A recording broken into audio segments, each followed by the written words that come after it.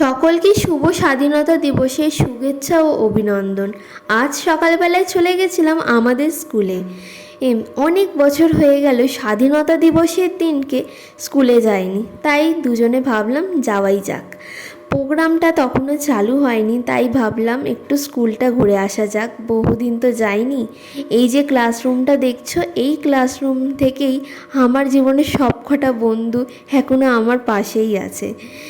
তো এখানে আমাদের ছোট্ট একটা সরস্বতী ঠাকুর, এটা বহু বছর ধরেই আছে, আমরা স্কুলে এসে থেকে দেখছি। তারপরে আস্তে আস্তে প্রোগ্রাম চালু হয়ে যায়, পতাকা উত্তোলন হয়, প্যারেড হয়, তারপরে নাচ গান আবৃত্তি, এই সব কিছুর মধ্যে দিয়ে এই স্বাধীনতা দিবসের সকালটা খুব সুন্দর করে তোলে আমাদের স্কুল।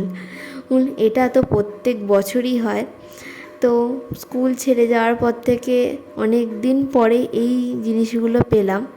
তো তারপরে এখানে সবাইকে লজেন্স দিচ্ছিলো, আমরাও গিয়ে ম্যামেদের কাছে বায়না করলাম। তারপরে সেখান থেকে বেরিয়ে পেটাই পরোটা আর চা খেয়ে নিলাম, তারপরেই দুজনে বাড়ি চলে গেলাম।